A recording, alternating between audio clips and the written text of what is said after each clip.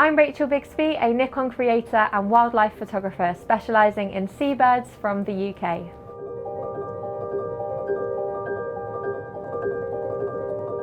I was really excited when I found out I was coming to Cape Town because I don't usually work in hot climates.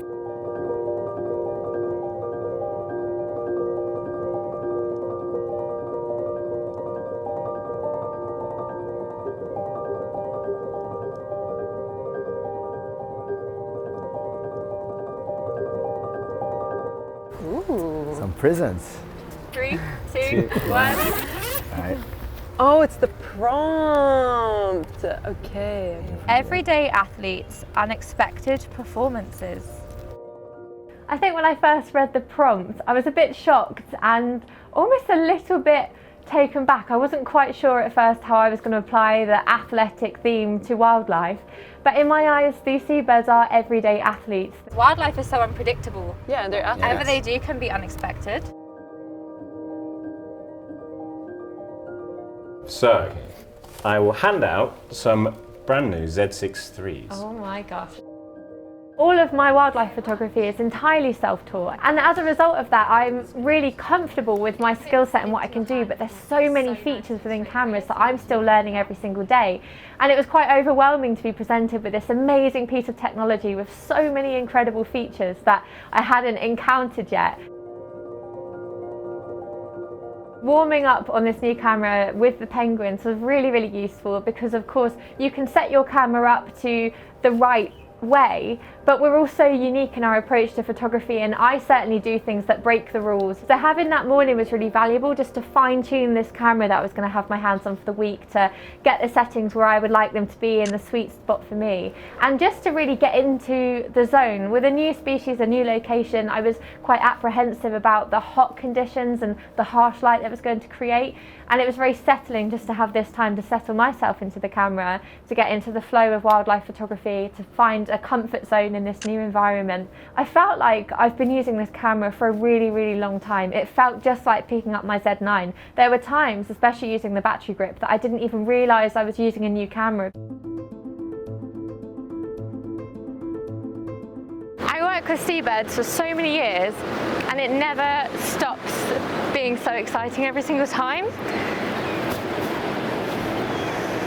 That just makes me so emotional, like to go to a brand new location, to see them thriving, it's just such a satisfying feeling, and to have this new opportunity is just incredible.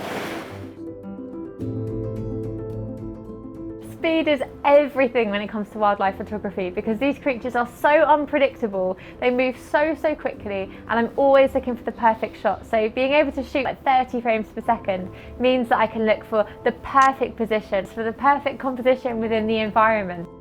It really feels like I've had this camera for years, but today what I'm really noticing is the focusing is exceptional. We have really harsh light, lots of contrast, we've got light against the water, and the camera is focusing on everything without a single problem at all. Having that bright viewfinder allows me to know what I'm photographing, to find my subjects easier, but also just to adjust to the environment. You know, I'm not having to constantly move between light and dark, and my eyes to have that time to process what's going on. I'm actually managing to get a shot that I've never managed to get before, and I'm actually shooting at 100 of a second to try and do some slow shutter stuff with the gannet, and of course because it's quite bright here it's pretty difficult, but for some reason it seems to be working really well. There's a shot that I've been trying to achieve for years, a slow shutter gannet passing through the colony, lovely blurred background but the face sharp enough and slightly in focus, and I thought, let's give it a try while we're here. I was keen to create other images that I couldn't create at home using the environment, but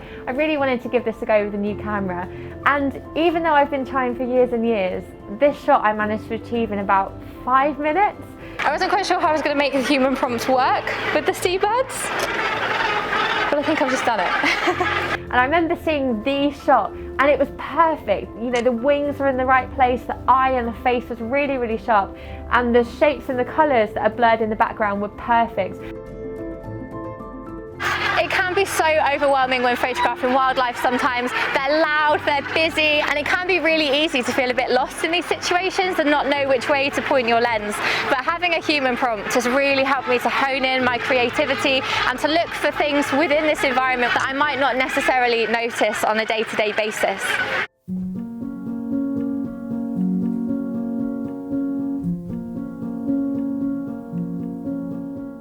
I think certainly the prompt has pushed me to try more video.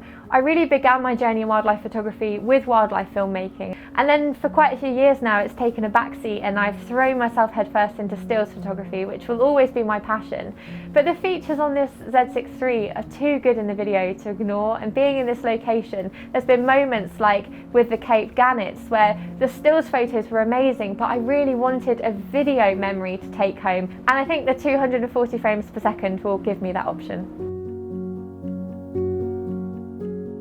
It's a real gift to have all of these amazing features, this incredible technology in a really accessible, lightweight body that I can take on boats and islands and from pole to pole with me. And I love to shoot with two cameras, to shoot with a big lens and a wide lens on a remote trigger or using pre-release capture.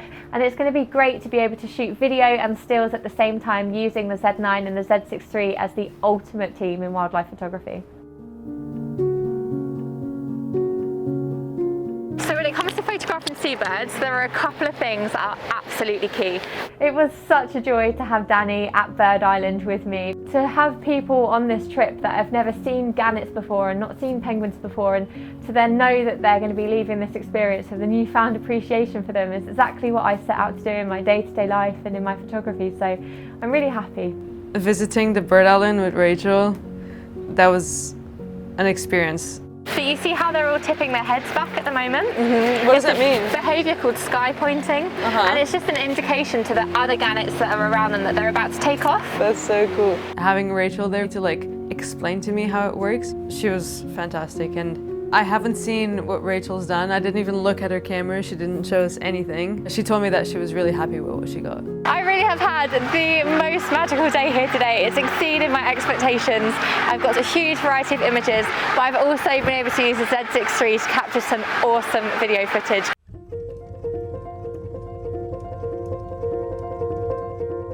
You were all given the same camera, and I think the beautiful thing about turning this from an AI prompt to the human prompt is that you all shot completely different things, right? This human prompt has brought 4 total strangers from all around the world together into one place. So this is the t-shirt. Is it the most Rachel thing ever? It's got a gannet, a gull, and a penguin. And that journey, those memories, these newfound friendships, it's been a really wonderful experience and one that I will value for the rest of my life. You are so kind. And then at the end of the day, I remember you being like, I need to get that t-shirt. Oh my gosh, that is such a nice memory of this trip. Thank you so much, that's the most thoughtful gift.